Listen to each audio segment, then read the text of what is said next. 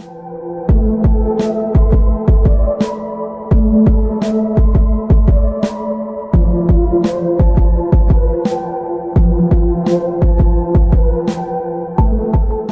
69 foi criada uma escola de biblioteconomia e comunicação, que não existia até 69.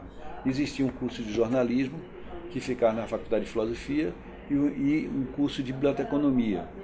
Então aí se juntaram esses dois cursos com a reforma universitária de 69 e criar a Escola de Biblioteconomia e Comunicação, certo?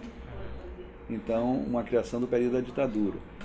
Essa criação, ela foi esquisita, porque na verdade, apesar de estar no mesmo prédio, o pessoal da comunicação e o pessoal da economia nunca tiveram muita interação. Eram dois universos separados no mesmo espaço. E na época, o prédio era de biblioteconomia, né? A gente de comunicação, jornalismo, a gente se sentia meio invasor, né? E era tratado também como invasor, né? Então, o que a gente tinha no prédio eram 3 ou 4 salas, né?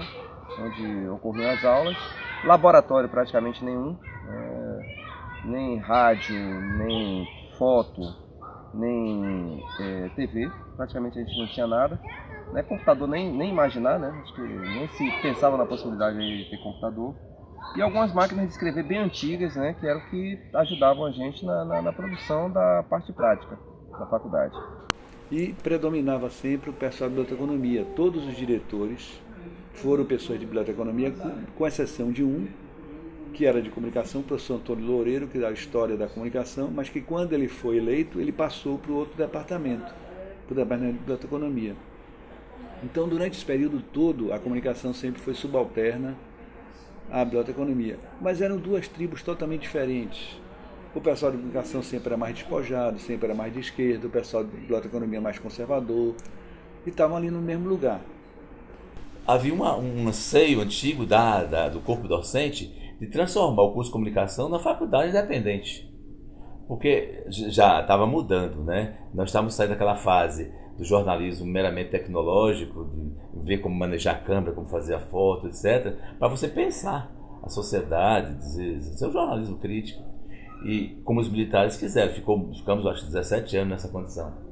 Dali, aí já tinha a pós-graduação na USP, tinha, na ECA, né? Estavam criando a de Brasília, né? E aí começamos a ver comunicação de outra forma. A influência que a comunicação tinha na sociedade. Aí a gente começou a ver que o jornal se desmerecia. Né? Precisávamos fazer uma comunicação de verdade, de interesse da sociedade. E começamos esse pensamento crítico e vimos que não dava para a gente continuar fazendo comunicação sem pesquisar. Né? Aí começamos a articular para ver se criava mesmo o curso de comunicação. Naquele tempo, as pessoas da BBC eram mulheres. A gente chamava as meninas. E nós, na comunicação, a maioria homens. Então a gente queria, e elas não concordavam. Até que depois, quando já estava para terminar o mandato do colegiado, houve eleição para a direção da faculdade. Então, como a gente começou a crescer bem o prestígio da comunicação ali dentro, professorado jovem, né, professor Aloysio Franca, professora Sônia Serra, o próprio professor Otto, eu, né? Albino nesse tempo ele estava na Paraíba, mas voltou para cá, ele era daqui, foi para lá e depois voltou. Quer dizer, o pessoal jovem assim, começamos a botar fé na história e mobilizar a comunidade para a gente criar a nossa faculdade.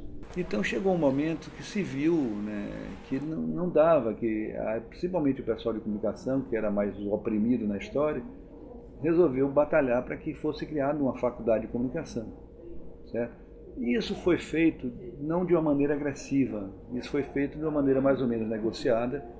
Na época, a diretora da Escola de Biblioteconomia e Comunicação era a professora Maria José, ela entendeu isso. Então, no primeiro momento, ela foi eleita diretora com o vice-diretor Antônio Dias, que era de comunicação.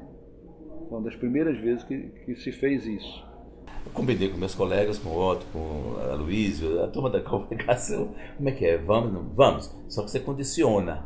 Você topa desde que ela concorde em criar a faculdade de comunicação, implantar mesmo. Tá. Bem. Fizemos a eleição, ganhamos as eleições. Aí, mas teve um incidente. Eu acho que pouco antes disso, teve um momento em que ela tomou férias, a diretora anterior tomou férias, e teve que assumir a direção da faculdade o decano, que era o professor Milton Caires, que é o professor mais velho, né?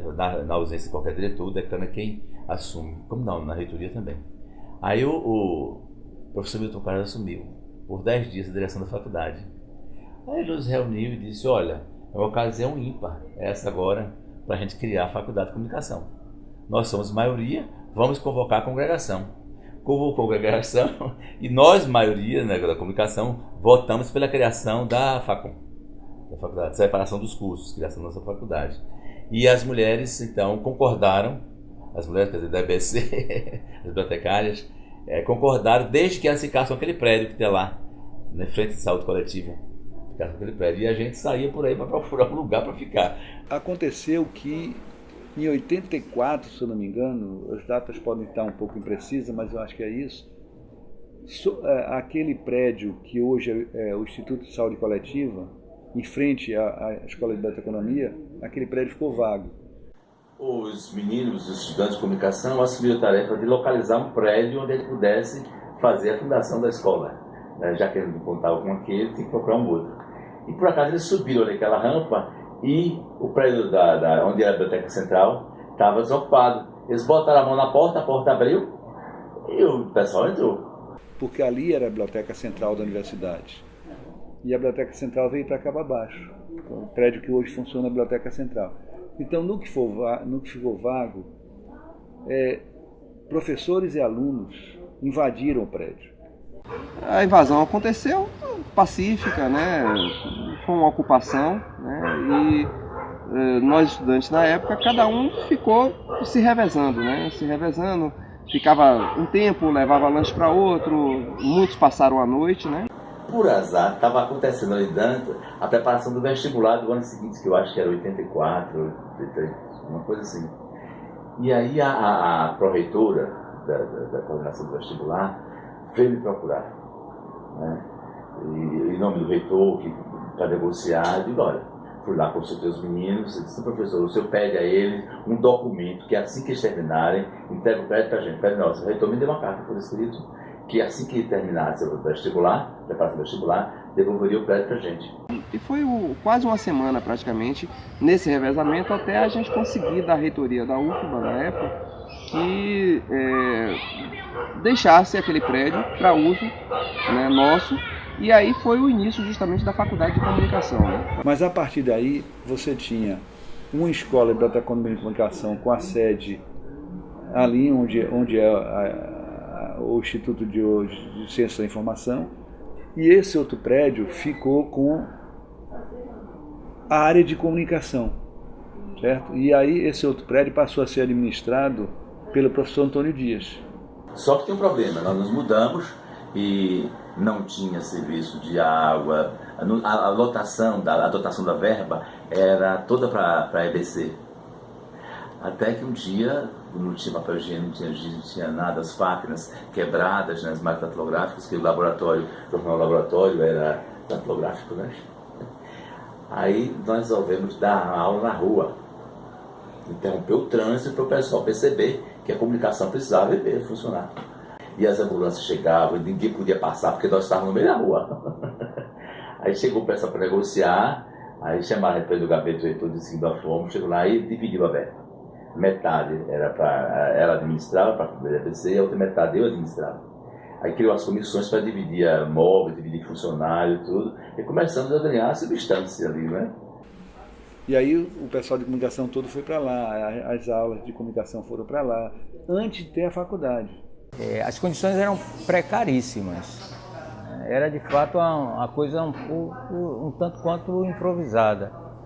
Evidentemente que graças ao espírito de luta de alguns professores na época, alguns colegas, e aí temos que destacar o professor Albino, Antônio Albino Rubim, temos que destacar o professor Marcos Palacios, né, que foram realmente pessoas, alguns funcionários como Ailton. Então você tinha lá um corpo de técnicos e de professores muito empenhados em dar àquele ambiente um certo conforto. Então, no ano seguinte, em 85, se fez todo o movimento de emancipação, de criação da faculdade. e no final a gente conseguiu que fosse criada a faculdade, certo? Esse movimento de criação da faculdade foi um movimento muito interessante, muito bonito, né? Porque não foi um movimento apenas a gente teve isso teve dia ao Conselho Universitário. No dia da discussão do Conselho Universitário, teve toda uma presença dos estudantes, da comunidade de comunicação. Então foi um processo de separação que foi longo, não foi imediato, mas que tiveram alguns passos importantes. Primeiro passo, o professor Antônio Dias ficar vice-diretor da escola conjunta. Segundo passo, a invasão e depois a universidade dar aquele prédio para ficar o pessoal de comunicação, ainda sem uma escola separada. Depois teve todo um processo que foi constituído, que eu participei bastante desse processo, da gente encaminhar junto ao reitor da época, o professor Germano Tabakoff, essa separação. Então isso foi ao Conselho Universitário. Aí o Conselho Universitário aprovou. Então, quando o Conselho Universitário aprovou, eu fui indicado, e o professor Marcos Palácio como vice, eu fui indicado diretor pro tempore, provisório, para instalar a faculdade. Havia uma pressão muito grande do Conselho Universitário também para que a gente não fizesse a transformação. Nós fomos a primeira escola dessas pequenas a ser criada. Me lembro que o professor Paulo Brandão, que era diretor da economia, veio me procurar e disse: vocês são uma escola jovem, são a esperança da universidade, por que vocês vão se dividir? Eu disse: mas a gente não tem espaço, porque nós somos jovens, precisamos crescer, e aqui a gente não tem espaço, vamos crescer, vamos fundar. Aí depois que a gente fez a separação, aí veio música também, no intervalo, que música ficava teatro, música e dança, uma escola só. Depois ele mesmo, lá na economia, que era contabilidade, economia, essas escolas que assim, agregadas, todas se dividiram e criaram novas escolas, deu outra vida à universidade. E as pessoas às vezes misturam uma coisa e outra.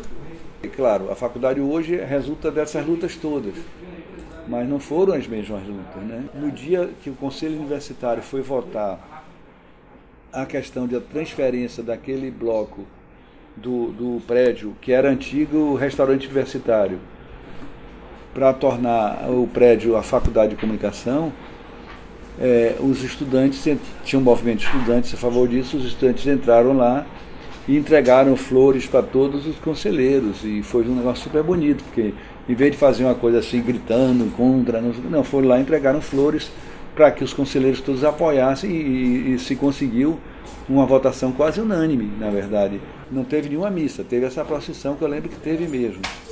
Mas essa procissão tinha a ver, né, especificamente, com a questão do novo espaço para a faculdade, não foi com a criação da faculdade. São lutas que não foram lutas pela separação da faculdade, foram lutas pela consolidação da faculdade. As pessoas às vezes misturam uma coisa e outra.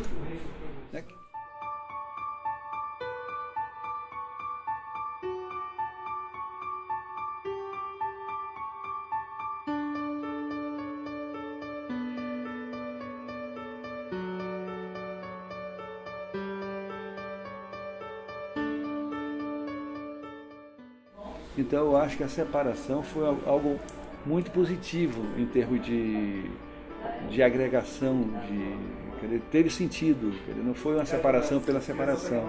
É uma experiência para quem hoje é da Facom, vocês não conseguem imaginar o que é não ter nada. Vocês podem até reclamar hoje que, olha, falta isso, falta aquilo, mas pode até faltar, mas naquela época a gente não tinha nada mesmo, de verdade.